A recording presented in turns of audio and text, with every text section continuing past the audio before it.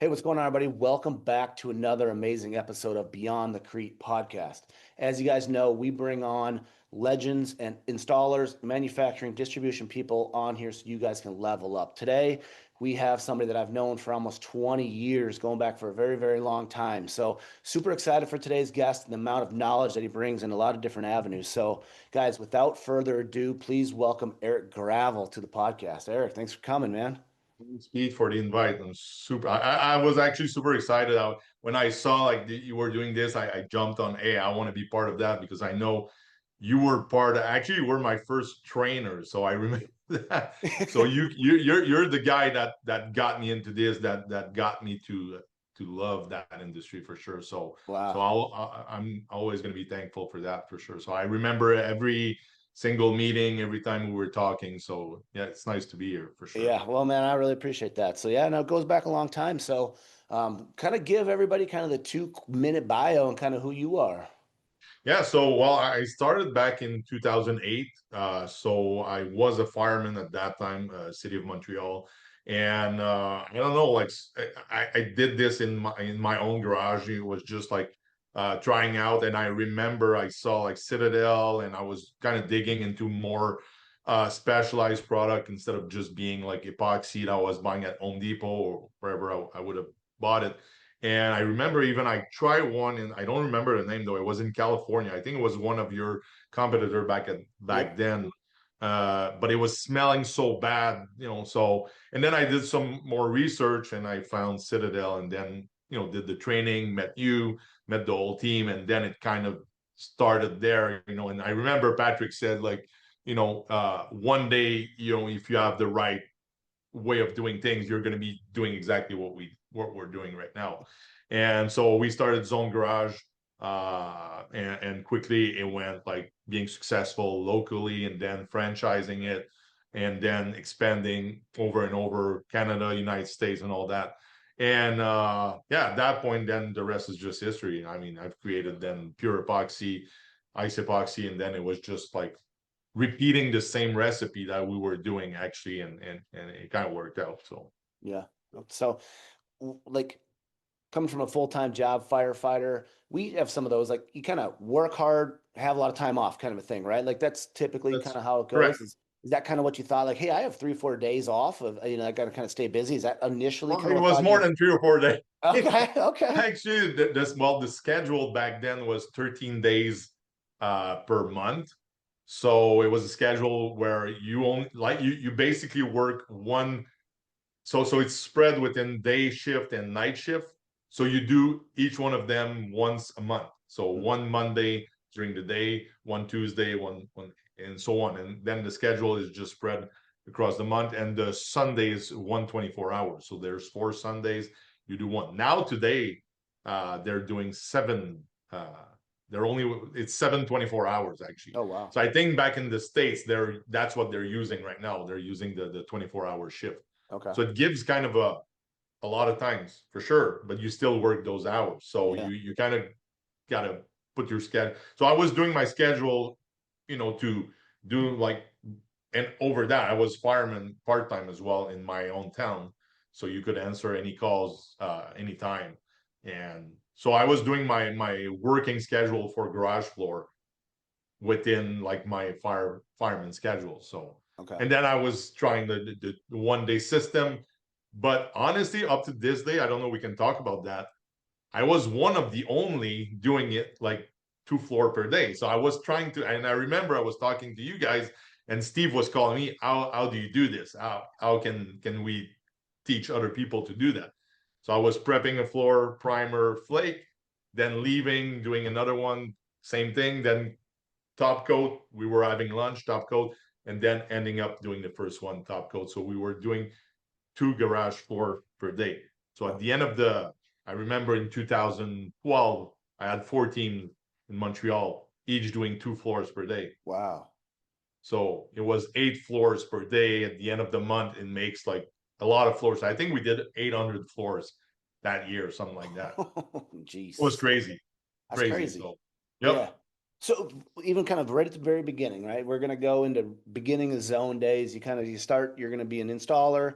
Like give some tips and tricks to some of these new guys that are out there, like kind of starting and scaling, right? Because hiring is not easy. Challenges of getting off the grinder. A lot of these owner operators want to get off the grinder. They don't know if they can. The cash flow, like, our times might have changed in 20 years, but I mean, the knowledge base that you have is still there. Like, what was in your mind to say, hey, I'm going to go hire X amount of people. We're going to knock out 2 floors a day, and we could double our revenue by only having a certain amount of people.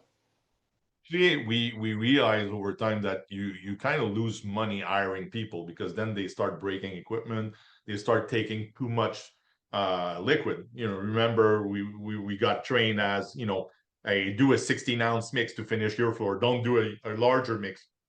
So a lot of times that's where you lose money. When your installers starts to take too much liquid, break equipment, grind too much, grind not enough, then it takes about a year or 2 or 3 years before you start having those callbacks. So the first couple of years was a huge learning curve. But I realized over time that when we started having our own brand, private label, and really starting to have other people using it. So we were selling the product as well to franchisee instead of having employees. And that's where we started to make really good money just because, there's so much you can do with a larger team that most of the times in any construction type of business, you're going to lose more money than you're making money. So you're always replacing stuff. And someone that would want to start today, I would say exactly the same. Keep your job, work twice as much. Find a way where do it during the weekend, do it, start learning how to do it, how to be profitable before you really launch yourself into doing it. So Yeah, yeah. Well, I mean, cash flow is always a big thing, right? We got guys that might be working at their full-time job and, like you said, doing the part-time thing. And we know grinders aren't cheap, right? A good quality grinder, vacuum, right? A full rig, 20, 30, 50 grand, and stuff like that. And starting out like that. When the market's changed, of course, but like, what were some of the things that you guys were doing back then for marketing, lead generation and stuff? Because Facebook really wasn't what it was today, obviously, right? Like, like what I, would you kind I of see back then? And as you grew, especially with the franchises across the country, because every market's different, what were you guys doing there? so I did all the phases even up to today. So I'm still doing marketing today. So I know every phases of what happened with social media, with Google and all that. So back in 2008, you were buying leads on Google. So you were paying per words. So let's say garage floor was costing at first, when I started was probably 25 cents. No one was doing it. So I was Yeah. kind of, hey, all by myself. Then someone saw like, hey, the guy's got a brand new trailer, brand new truck, full design on it. So hey, I want to start doing this. So we started to have like concrete guys switching to, hey, I'm gonna build a team just to do garage floor. But on my end, it was more like, hey, I have a fireman job. That's what I can afford. I was kind of, my living was paid by the fireman, and then I all the extra and all the investment was within the flooring company. And then it started to switch to Facebook, doing more ads on Facebook. 2008 Facebook came along, 2009, 10, but then it was more like family thing, so businesses weren't really on Facebook. So we started seeing that switch, and then the forums, where I got known, Mm-hmm. and for all the good things and the bad things as well, because I've had so many bad experience on forums where, Yeah. and it's not today it's something it's funny, but it was, oh, fucking Canadian, fucking this, drinking syrup, I everything, and I Yeah. got everything, and Mia was laughing at that because we have Quebec and Ontario, and that fight has been going on and on for years, where both provinces don't like each other. So all the French thing and everyone that was trying to intimidate me with that, it didn't affect me. I was riding on it, and I was getting more and more customer because Mm-hmm. I was always backing up my brand, and people were saying, "Oh, it's a Pur Epoxy, it's dog shit, don't buy that." But then we were private labeling other products that we're using, so it was the same product. So I was laughing at all that, and I was just entertaining. But the attention is where the money is. The Mm-hmm. more people talk about you, whether it's bad or good, as much good as you can get, that's better. But that's how people start to know you.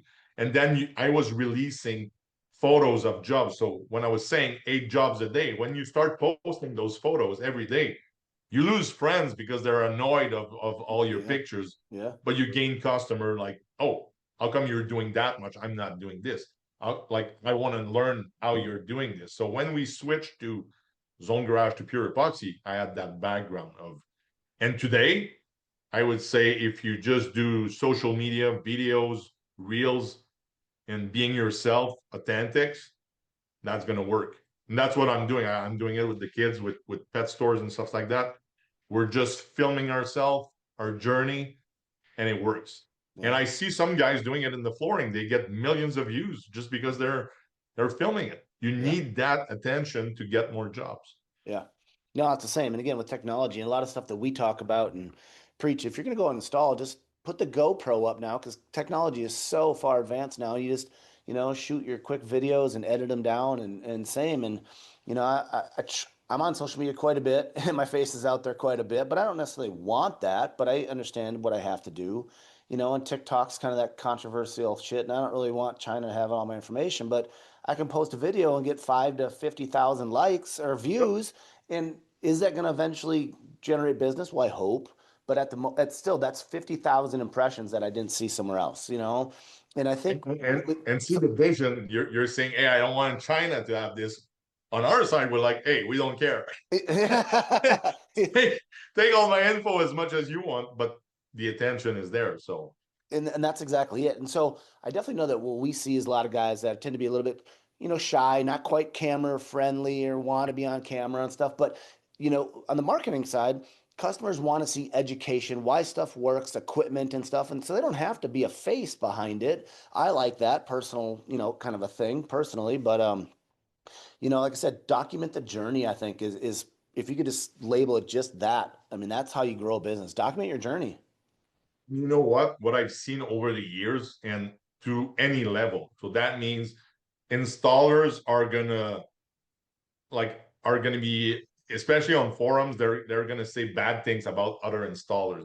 The fight is going on and on and on. So as soon as you're pulling your head out of the water, someone is gonna try and drag you Yeah. down. So, and that's where I got better because I would care less. I was fighting it, and people were like, "Oh, that guy is gonna answer. Let's trigger him." I'm like, "All right, you think you're triggering me? I'm actually triggering you because you're just playing my game. I'm just getting better at it." Yeah. And I was using it as attention, and people every day. I remember like one during Christmas 1 year, 450 message with another Canadian on a forum. Oh, So I remember at that time, Corey, my distributor, he calls me the next day. He said, dude, like we have to stop that. That's crazy. We're gonna lose so many customers. I said, trust me, I'm just backing the brand. It's gonna work. And I think we got like 20 new customers on yeah. that Yeah. Monday. And it was like, hey, but if you're able to fight on Christmas for your brand, I'm confident that you're gonna help me out if I have an issue because you're really up there backing your brand, backing your customer, backing all the products. So I'm good. I'm in with you. So Yeah. Well, it brings up a good point, kind of, as you transitioned into peer, manufacturing, distribution, right? Having Easy as your main kind of distributor and stuff down here and, the Canada, United States, issues. I kind of like touch on that because I mean, none of it was easy. And I mean, I've followed you for a long time and I'm in the same forums dealing with the same people. So, like, how important is it for a manufacturer, distributor, however, whatever, to be able to have that relationship with the installers or that trust, essentially, knowing that one, they're putting down quality product, two, God forbid something happens, they have their back, and kind of building that brand off of loyalty. well, our whole business was built on that, on trust and relation. Just like I said, I started with you guys, and it was like that. Hmm. Everyone was accessible. If I had an issue with my order, I was calling Bruce. Bruce was fixing it. If I had an issue with an install, I was calling you or Steve, and I had my answers. Yeah. And Patrick was always back there as well, accessible for any business thing, with distribution, with growing and making sure we were protected. So I've decided to, wherever I was going to grow in whatever amount. I mean, at the end, we were at 30 millions. Yeah. And I was still accessible. If someone was texting me at 11 p.m., 1 p.m., I mean, I was always up to 1 a.m., not 1 p.m., 1 a.m. in the morning, because we were dealing with buying raw material in South Korea or China or Mm-hmm. wherever I needed to buy the raw material. And at the end, I was always making sure I was accessible to anyone.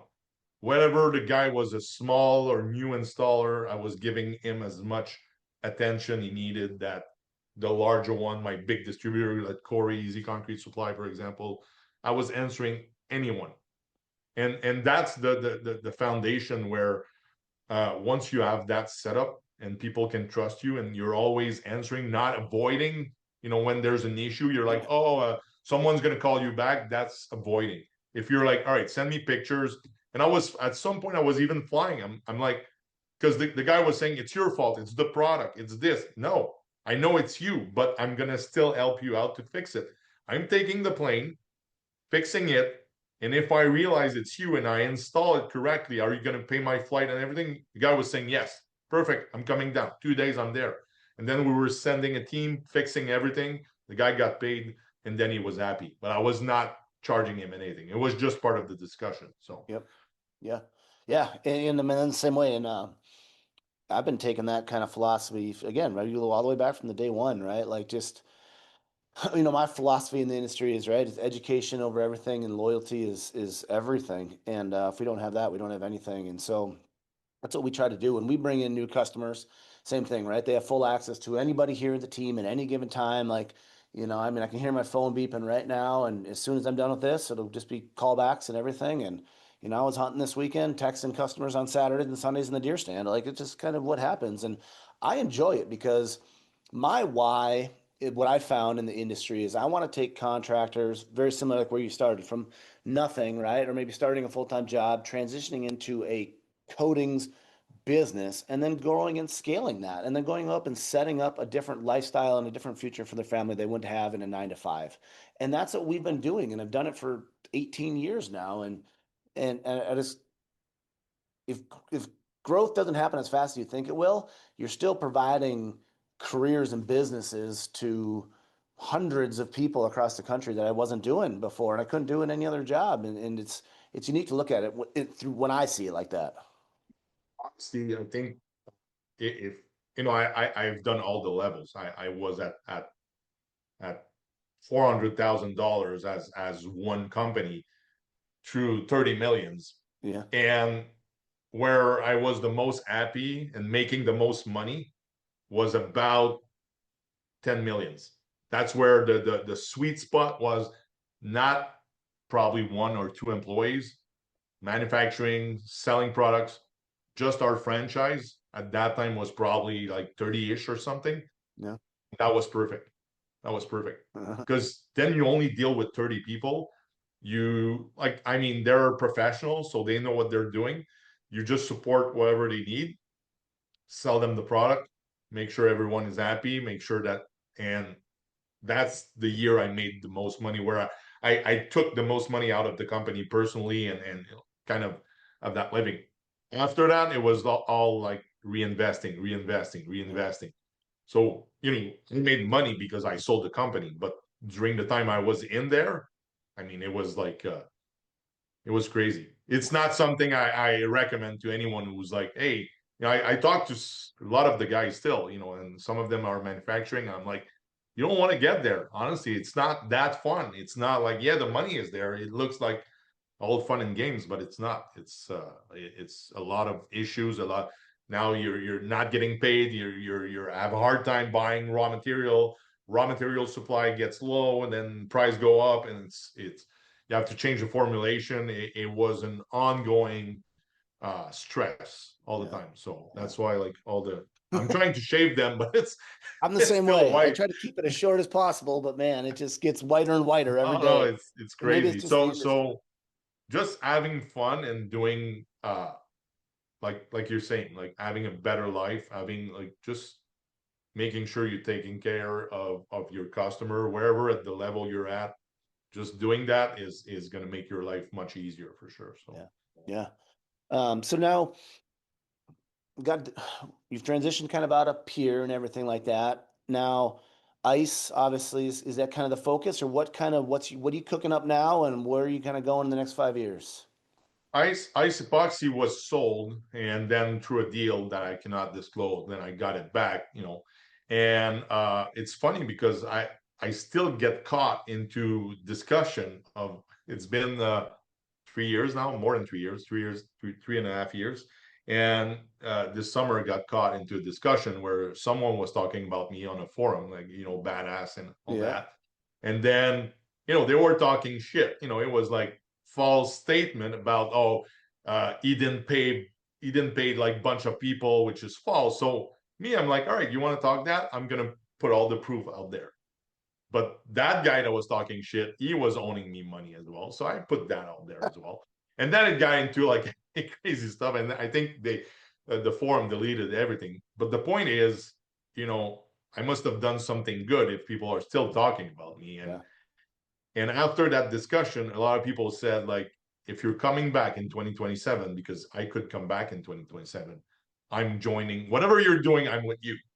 I'm like, all right, I don't know. Like, honestly, my thought is if I wake up on January 1st, 2027, and the date is actually August 2027, but if I wake up the next morning after New Year's Eve and I'm like, I'm doing it, I'm going to do it full blast. yeah, But I know exactly the path.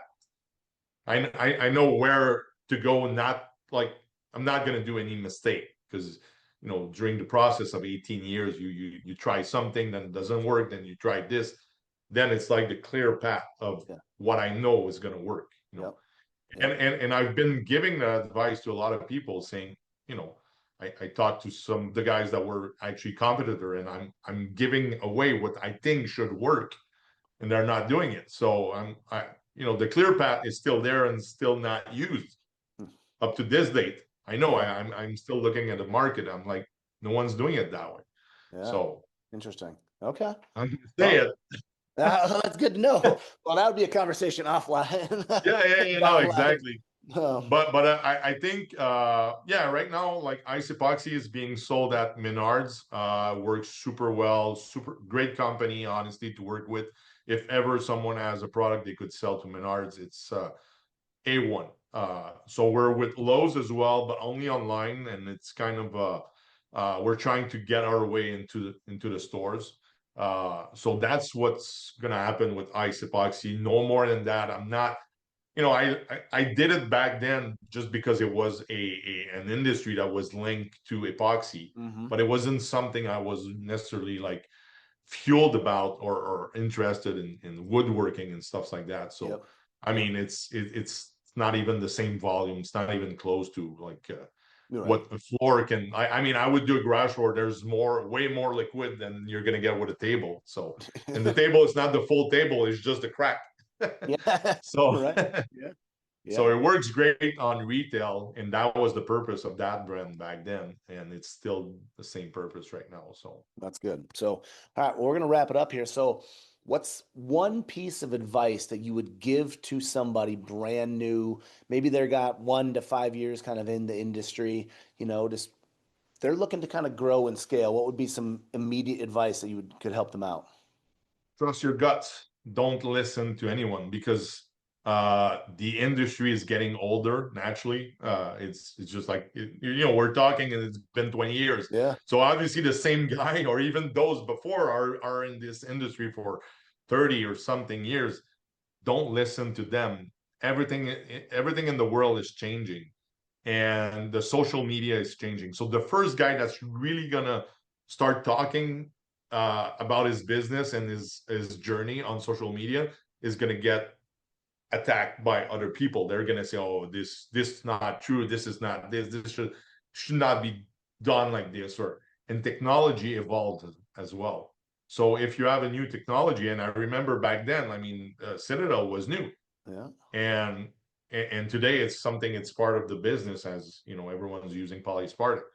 And I think that if you trust your gut, trust your instinct, just you can listen to here and there some guys that have been doing it for a while, but just go with what you like and especially in marketing, don't listen to anyone.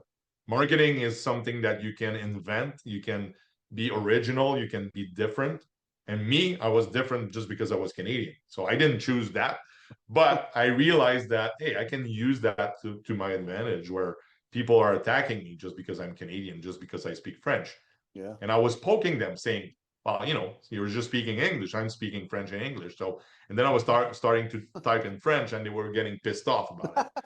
So, but it was fun games, but I think that focusing on your business and just like uh not looking at what others are doing is simply the best way to grow for sure. So That's true, right? Yep.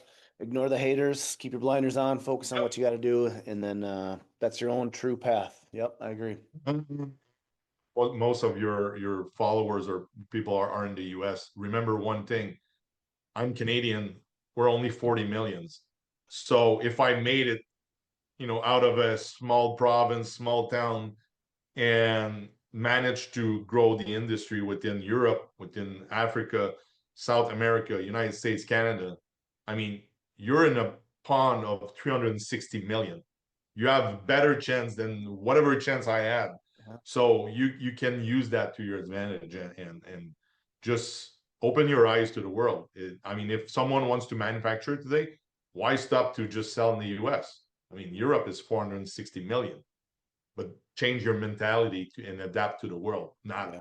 and I know sometimes some are blocked because they're like, oh, I don't like this, I don't like that, fuck them, or fuck, like, I'm just gonna be here. That's where I changed the game, where I said, like, I'm gonna go anywhere, meet with anyone. Yeah. And there's some that still up to today, I'm gonna go in some states, they're not gonna buy from me just because I'm Canadian. But Yeah. there's other states where the mentality is different. Find the customers that's want to work with you, and everything's going to go fine for Yep. sure. Yep. Yeah, it doesn't matter if you're installing or distribution or manufacturing. Find the customers that want to work with you, and that's crucial. So, all right, man. And one last thing, Yeah. be friend. And that's that's something that someone taught me over the years. Don't burn bridges. And I burned so many in my I can't tell you that. I was like, at some point I was burning bridges all over the place. But be friend with your customers. Yeah.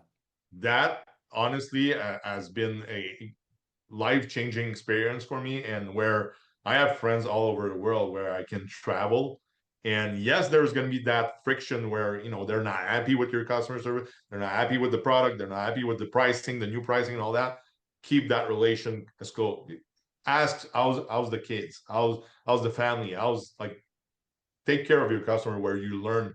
And see, today it's been 20 years and we're, I follow what I know. You've been hunting, I know you've been like doing stuff. Yeah. And so once you have that relation, that close relation, then everything goes well. It's Yeah. like it's Yeah. it's just fun. No, So I agree. Yeah, same thing. I've been following you for 20 years, and again, we might not have seen each other or talked much, but we know exactly what's kind of is going on, and you never know what's the future's going to hold. So, for sure. yeah. So, all right, guys. 2027. 2027. Hey, don't tell everybody your secrets, right? So, No, no, no. yep.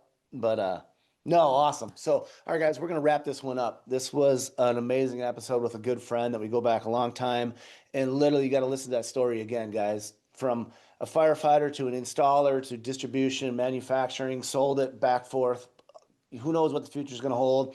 But when you look at a businessman, Erik, you've really done a lot of good things in the industry, and I appreciate everything that you do and the conversations we've had and everything, the friendships and everything. So again, thanks for coming on. I really appreciate everything you've helped us out with today. For the invite again, and much respect to the relation we've had and all of that you've done for me again since the beginning. So that goes a long way to me. So for sure. So Well, all right. Thanks, guys. Hey, guys, this has been another episode of Beyond the Creep podcast. Stay tuned for another one very soon. We are all about trying to level up the industry one business, one floor at a time. So if you guys really liked this episode, give that like button a smash. Follow us on YouTube and Spotify and everywhere you're going to follow your podcasts. And stay tuned for a future episode. Appreciate you guys. See you later. take care.